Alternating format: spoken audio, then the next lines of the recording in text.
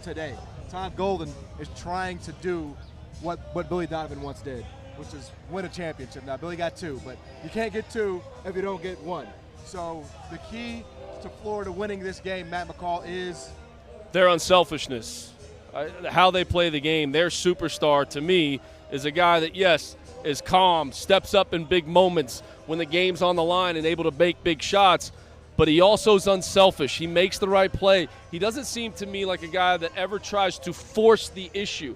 Now, he turns it over at times. He struggles on the defensive end of the floor, but he doesn't try to force it. I think Auburn, to me, I don't want to call them the selfish team, but sometimes it turns into a one-on-one matchup.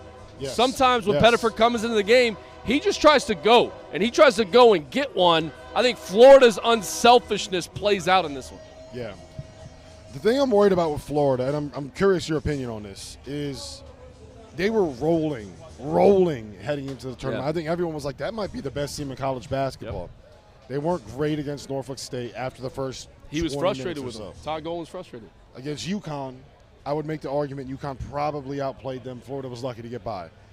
Maryland, they were good. They smoked them. Maryland Their coach had 1 foot out the door. Yeah, so Maryland was focused on something else. And then Texas Tech outplayed them. 3-minute stretch. Yes, 3-minute stretch. They needed to win it. They are the definition of survive and advance. Yep. You've been through this tournament twice. You've seen what it takes to be able to string together 6 in a row. You're not going to play great every single game, but how concerned are you with some of the struggles that they've had here in the last couple games? Rob, I kind of flip it, where I'm like, they haven't played great in this tournament, and they're still here. Yep. That, to me, makes them even more dangerous. I had an opportunity yesterday to interview Elijah Martin in the locker room before their practice. He's a guy that's been here. Yep. And sometimes when you get to this point and you haven't been here, you get caught up in the hoopla. You get caught up in all what's going around on here. When you walk into that open practice and the band's playing and the fans are in there and they want you to turn it into a glorified dunk contest, you get caught up in that. Elijah Martin's focused because he got here and he was 1 possession away with that Florida Atlantic team playing for a national championship. He's focused, and he's the leader of the team in terms of keeping those other guys that may get caught up in all the hoopla. No, guys, like this is what it is. Yes, when you walk into the hotel lobby, it's going to be absolutely pandemonium. When the motorcade gets there and they give you the send-off, there's going to be more people in your hotel lobby than you've ever seen in a hotel. He's focused. He's locked in.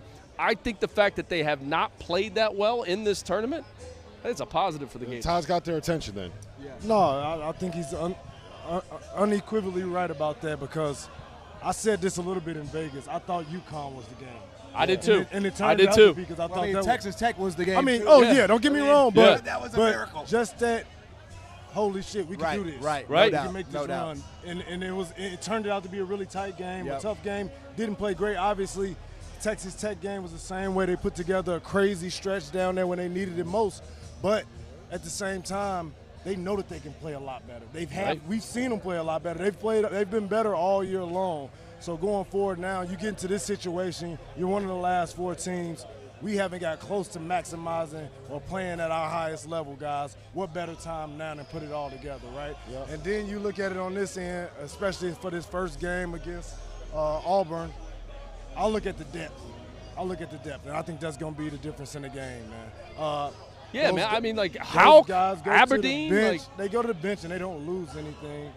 Auburn a little bit wounded with Janai Broom already. I guess we'll have to kind of see how he's feeling or how he'll look.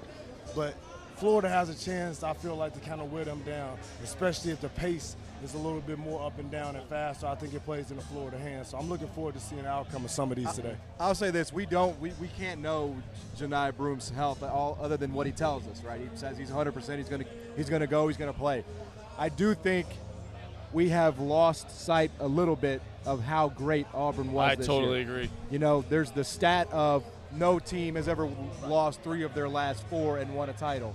But how many of those teams had already clinched the #1 overall seed by then? How many of those teams had already clinched the regular season championship of the best conference maybe in college basketball history with what the SEC did? So, quite frankly, I do think it is a bit disrespectful to Auburn that they are underdogs in this game given their resume this year. I don't disagree. I mean, the 19 quad 1 wins, nobody's played a better schedule. No one's played better teams than this Auburn Tigers team. And it's almost kind of like they're sitting there laughing. Okay, to guys. go into the locker room before the game and say, we're down underdogs. Yeah. We're underdogs. Everybody's doubting Number us. 1 overall seed. Okay. We just got to make sure Baker Mazzara stays on the floor. Yeah. We got to keep him on the floor. We got to keep him on the floor. Because, look, if you're Bruce Pearl, you're showing film to your team of you guys getting punked on your home floor 100%. without Elijah 100%, Martin. 100%. Couldn't guard anybody off the bounce. Florida lived in the lane in that game. You gave up 13 made threes. Like, you're showing to your team you guys got punked. That's right. And so this Auburn team's going to come out fired up. So the tensions, They have the narrative edge. tensions are going to be running high. So if Baker Mazzara gets into an altercation with Elijah Martin, keep your cool. Don't lose your head because your team is better with you out there on the floor. And he's very capable of doing that. Yes. Very capable Can't of afford doing that. Yeah. Cannot afford that. And the needle that you have to thread is when Auburn is at their best, they are playing like that. They are playing. It's Chad Baker Mazzara hitting the threes and popping his jersey at the bench when he just made, like, when they have that level of, I mean, this word is always up, but when they have that level of swagger, when they're playing with that kind of confidence, when they have that energy out there, that's when they are back to being national championship good Auburn.